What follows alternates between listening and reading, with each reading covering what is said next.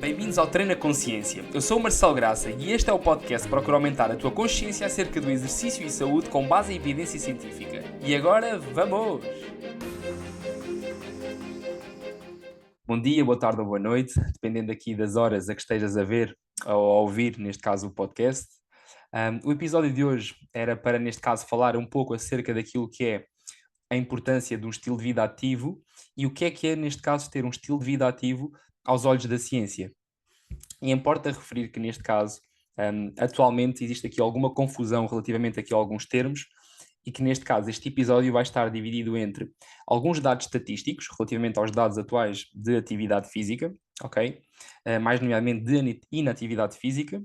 Vou referir depois também a diferença entre estes conceitos aos quais existem mais dúvidas atualmente, falar aqui um pouco acerca daquilo que é o senso comum, a importância também de quantificar a atividade física e, por fim, referir essas mesmas recomendações por parte da Organização Mundial de Saúde e do Colégio Americano de Medicina Desportiva relativamente às guidelines de atividade física para pessoas, neste caso, de todas as idades, desde crianças, pessoas adultas e pessoas idosas com mais de 65 anos.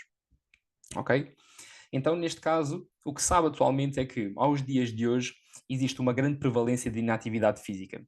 E segundo aqui os dados do relatório que saiu em 2022 por parte da Organização Mundial de Saúde, nós sabemos que 31,1% da população adulta é inativa. Ou seja, não compreende, neste caso, quais as recomendações e não as preenche. Ok?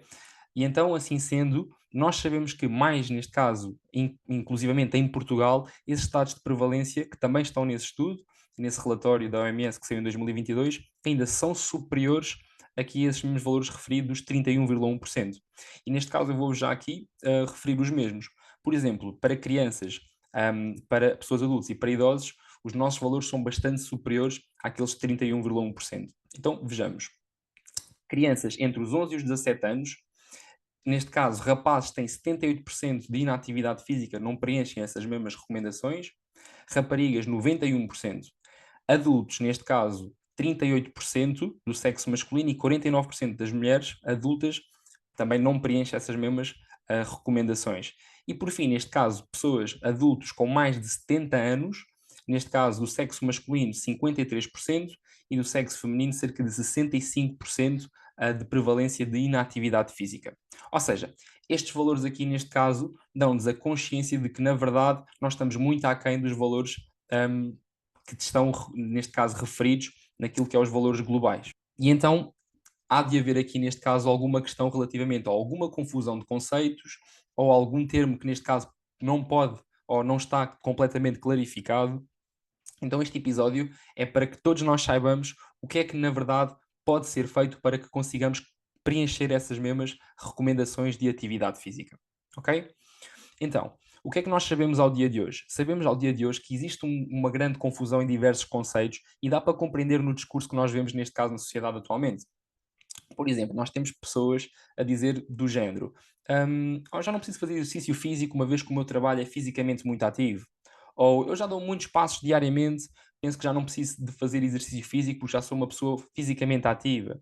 Ou, neste caso, diversas questões que nos dão a entender que as pessoas confundem muito aquilo que é o conceito de atividade física com o conceito de exercício físico. E então, basicamente, atividade física é qualquer movimento corporal que nós façamos que resulta em dispêndio energético por parte do músculo esquelético superior àquilo que é o repouso, ok? E exercício físico é basicamente também uma subclasse da atividade física, mas mais nomeadamente qualquer movimento corporal que nós façamos de forma repetida, estruturada e planeada em função de um objetivo específico. Maioria das vezes para manter ou aumentar mais do que uma ou duas qualidades físicas associadas à nossa aptidão física. Então importa também definir aquilo que é aptidão física.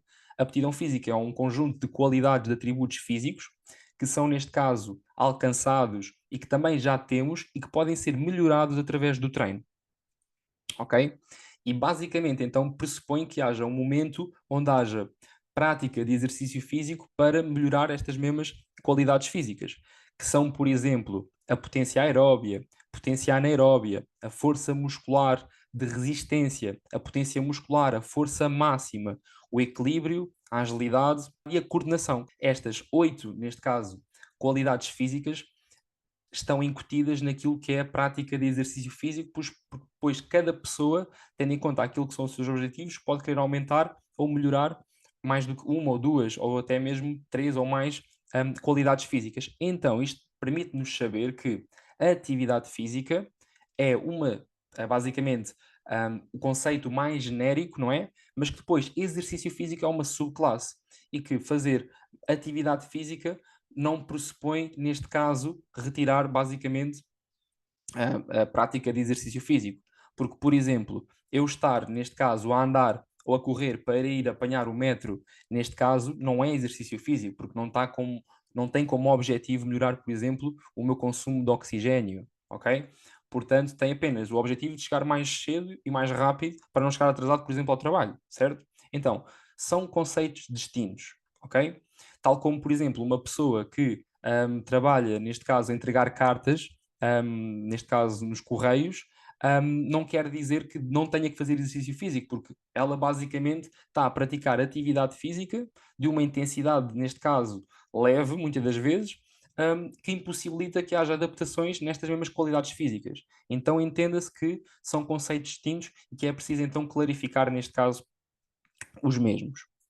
Então, o que é que nós sabemos também? Que torna-se importante aqui quantificar esta mesma atividade física, porque basicamente esta atividade física, quando quantificada, permite o quê? Promover estilos de vida mais, neste caso, ativos, certo? Que é aquilo que nós queremos saber na verdade.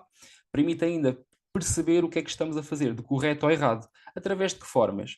Neste caso, quantificamos através da quantidade de minutos que nós estamos a realizar, por exemplo, uma atividade física de uma intensidade mais elevada. Permite-nos saber também qual é que é o nosso dispêndio energético, basicamente, diário total. E como nós sabemos, basicamente, o dispêndio energético total diário tem em consideração o somatório de três componentes. Basicamente, somando aquilo que é o nosso metabolismo de repouso, ou seja, o nosso metabolismo basal, a energia que nós gastamos em repouso durante 24 horas para assegurar as nossas necessidades vitais para nos mantermos vivos, a respiração, o batimento cardíaco, entre outros, mais o efeito térmico dos alimentos, toda a energia que nós despendemos para, neste caso, assimilar, degradar, absorver, digerir os principais macronutrientes, ok? E depois, neste caso, o efeito térmico não, mas sim aquilo que é o dispêndio energético associado à atividade física, que é, neste caso, uma variável que varia muito de pessoa para pessoa. Porquê que varia muito de pessoa para pessoa? Porque é importante ter em mente aquilo que é as variáveis de atividade física, que são as variáveis que têm uma sigla designada de FIT. Neste caso, frequency, frequência, intensity, intensidade, type, tipo e time, duração. Ou seja, sabendo basicamente estas quatro siglas, nós conseguimos quantificar aquilo que é a atividade física quanto ao seu tempo, quanto ao tipo, quanto à frequência e quanto, neste caso, àquilo que já referi anteriormente, que é a frequência, a intensidade, o tipo e o tempo, ok? Tal como já referi anteriormente. Então, nós sabendo isto, conseguimos quantificar e promover estilos de vida mais ativos e perceber, inclusivamente, neste caso, se cumprimos ou não com as recomendações de atividade física. E nós, neste caso, ao saber o dispêndio energético total, é importante porque acaba por ser importante também para questões, por exemplo, como a gestão do peso, porque nós sabemos que, neste caso, se estivermos em balanço energético neutro, conseguimos manter o peso, se estivermos em balanço energético positivo, acabamos por aumentar o peso, e se estivermos num balanço energético negativo, acabamos também por diminuir aquilo que é o nosso peso. Ok? E é importante saber que estas três componentes têm pesos diferentes naquilo que é o dispêndio energético total diário da pessoa. Nós sabemos aqui que, neste caso, o metabolismo de repouso, aquilo que é o metabolismo basal, tem uma ponderância de 50% a 70% do dispêndio energético total da pessoa. O efeito térmico dos alimentos, neste caso a energia para digerir e absorver os principais macronutrientes, apenas 10%. E aquilo que é, neste caso, o dispêndio energético em atividade física, sim, os, neste caso, 15% a 30%, o que é variável muito de pessoa para pessoa, como referi anteriormente. E é importante ainda a questão de saber qual é que é a diferença entre os diversos tipos de atividade física. Porque nós sabemos que podemos estar num comportamento sedentário, ok? Neste caso, sentados, deitados ou reclinados, e aí é importante ter em consideração aquilo que é a unidade, que é o MET, que representa um equivalente metabólico. Basicamente, um MET é igual a um equivalente metabólico, é o mesmo que dizer equivalente metabólico, que representa o quê? Representa 3,5 mililitros por quilogramas por minuto de oxigênio consumido. Então, basicamente, nós conseguimos perceber que, se estivermos, neste caso, em comportamento sedentário, numa atividade inferior ou igual a 1,5 metros, nós estamos, basicamente, em comportamento sedentário, certo? Depois, neste caso, entre 1,5 e 3 metros, nós já estamos a ter uma atividade física de intensidade leve, ok?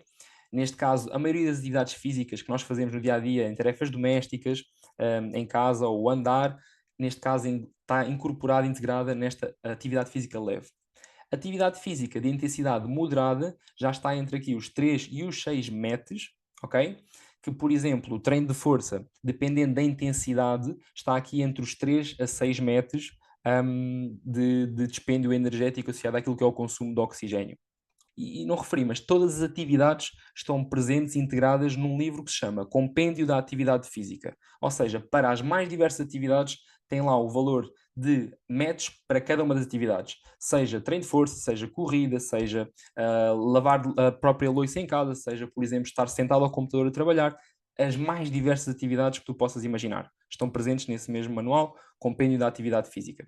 Mas pronto, para então calculares qual é que é a quantidade de energia em calorias que tu gastas numa atividade, neste caso estávamos na atividade moderada, no exemplo já vou falar da intensidade da atividade física de intensidade vigorosa, mas para calcular então, independentemente da intensidade, tens que fazer então o seguinte cálculo: dispêndio energético é igual ao valor em metros, vezes, neste caso, o teu peso em quilos, vezes a duração em minutos, e a duração em minutos divides por 60. Colocas entre parênteses, ok?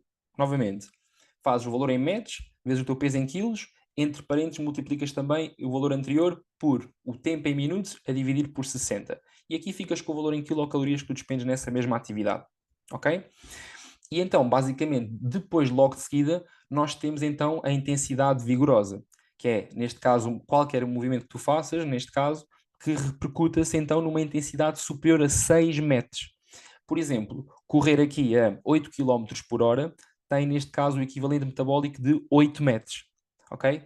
Que 8 km por hora é equivalente a estares aqui a correr a um ritmo de 8 minutos o quilómetro. Portanto, importa referir aqui que atividades, neste caso, como a corrida, já estão superiores àquilo que é a intensidade moderada, ok? Mas com objetivos distintos, como é óbvio. E então, por fim, queria-te falar aqui um pouco sobre aquelas que são as principais recomendações aos dias de hoje para determinarmos também se estamos ou não a ir de encontro a essas mesmas guidelines para sermos considerados aos olhos da ciência como pessoas com um estilo de vida ativo, ok? Então, para crianças aqui entre os 6 e os 17 anos, nós sabemos que aos dias de hoje, segundo o Colégio Americano de Medicina Desportiva e a Organização Mundial de Saúde, porque algumas destas guidelines também têm vindo a alterar-se ao longo dos anos, mas aos dias de hoje sabemos que as crianças devem fazer pelo menos por dia 60 minutos de intensidade, neste caso, de atividade física, de intensidade moderada a vigorosa, ok? Neste caso, dessa intensidade, desses 60 minutos, 20 a 30 minutos deve ser de intensidade vigorosa, ok? Sobretudo atividades aeróbias. É importante também falar que outra, neste caso, das recomendações que está ainda presente para crianças é que as mesmas devem fazer, basicamente, pelo menos 3 vezes por semana, atividades que permitam o fortalecimento do músculo e do, neste caso, próprio osso. Realizando atividades que beneficiem o aumento da força muscular, da densidade mineral óssea e da flexibilidade. Importa também saber que é muito importante reduzir o tempo de ecrã das mesmas. Nós sabemos que as crianças, nestas mesmas referências, nestas guidelines, refere-se que as crianças entre os 6 e os 10 anos não devem ter mais do que 2 horas de tempo de ecrã. Isto sabemos que aos dias de hoje, muitas das vezes na própria educação, é algo que é muito difícil, porque até mesmo em casa, muitas vezes, os pais não têm um controle eficiente sobre este tempo de ecrã das crianças e é importante ter mesmo atenção para aquilo que é o seu desenvolvimento motor e para aquilo que é a sua aquisição de habilidades motoras, quer seja físicas, tanto como cognitivas, ok? E crianças, neste caso dos 11 aos 17, é importante que não tenham mais do que 2 a 3 horas de tempo de ecrã. E basicamente o número de passos que devem dar diariamente está a rondar, neste caso, para crianças, rapazes entre os 6 e os 10 anos, entre 13.000 a 15.000 passos, raparigas, basicamente, entre os 11 a 12.000 passos na mesma faixa etária. Neste caso, dos 11 aos 17, tanto raparigas como rapazes devem fazer entre 10.500 passos a 2.000 passos por dia. Perfeito. Agora passamos para as recomendações em adultos. Então, para adultos, importa-se, neste caso, que os mesmos façam cerca de 150 a 300 minutos de atividade física de intensidade moderada ou 75 a 150 minutos de intensidade vigorosa ou ainda uma combinação equivalente de ambas. Então, se nós neste caso fizermos esta quantidade, já podemos ser considerados então pessoas fisicamente ativas. Incorporado basicamente nessas mesmas guidelines que eu referi anteriormente, agora para adultos, importa que se faça pelo menos de intensidade moderada a vigorosa treino de força 2 vezes por semana para os principais grupos musculares. Isto é fundamental, ok? Porque não é só, neste caso, a componente aeróbia, também a componente, neste caso, associada ao treino de força, é preponderante. Quanto ao número de passos, neste caso, sabe-se que pelo menos 7 ou 8 mil passos devem ser dados para adultos para que sejam considerados suficientemente ativos. E por fim, sabe-se que existe uma relação dose-resposta entre a quantidade em minutos de atividade física e os benefícios para a saúde. Então, independentemente da faixa etária, quanto mais nós fizermos em relação ao tempo, vamos ter maiores e melhores benefícios para a saúde. Por fim, referir aqui a questão para os idosos. Os idosos, basicamente, pessoas neste caso com mais de 64 anos, aqui com 65 ou mais, é importante sabermos que as recomendações são idênticas aos adultos, ok? Mas, neste caso, quanto àquilo que é o treino de força, a recomendação é que façam pelo menos 3 vezes por semana e não 2. Porquê é que isto, neste caso, este valor representa aqui? Porque eles são basicamente quem neste caso mais necessita, tendo em conta o risco de queda com que estão, neste caso habitualmente, e quanto a questões de autonomia e independência. Portanto, nós sabemos que fazer 3 vezes por semana treino de força, neste caso de equilíbrio também e de coordenação, é importante para que eles aumentem a sua aptidão funcional, diminuindo aqui o risco de quedas e aumentando a sua autonomia nas tarefas diárias do seu dia a dia. E também, quanto ao número de passos, as referências, se forem pessoas, neste caso adultos, com mais de 65 anos, importa também que eles façam, se forem indivíduos saudáveis, que façam entre 7.000 a 10.000 passos. Repito, quanto mais, neste caso, melhor para benefícios de saúde. Tá? Mas o que é que ainda é importante referir aqui? Que estas referências todas, guidelines que eu dei para as diversas idades, podem ser realizadas por todas as pessoas, desde que não haja uma contraindicação médica, que não esteja numa fase aguda de doença, neste caso, e que ainda assim tenham uma mobilidade, neste caso, se tiverem mobilidade reduzida, também não o podem fazer, como é óbvio. Mas todas as pessoas que não estejam integradas nestas três populações que eu disse, neste caso, pessoas em fase aguda de doença, pessoas com contraindicação médica e pessoas com mobilidade reduzida, mesmo que tenhas doenças crónicas, como por exemplo diabetes, hipertensão, estejas já recuperado de uma fase de cancro ou na mesma, é importante que preenchas essas mesmas recomendações dentro daquilo que é a tua faixa etária, certo? Portanto, importa sabermos que tu também, neste caso, se não estiveres integrado nestas três populações, deves cumprir com estas recomendações, ok? Portanto, o conteúdo hoje que queria passar através deste podcast era o que acabei agora de referir e queria neste caso desejar-te então um grande abraço e então que neste caso também tu sejas promotor aqui e um agente de saúde e que me ajudes também a proporcionar que este podcast chegue a mais gente, se conseguires através, neste caso, das plataformas em que estás a ouvir, deixar algum feedback, neste caso uma avaliação no Spotify ou um like, neste caso no YouTube, onde estiveres, seria importante para que nós consigamos também aumentar e diminuir estas prevalências de inatividade física em Portugal e também no mundo, para que todos nós consigamos tirar os melhores benefícios da prática de atividade física, neste caso diária, ok? Força!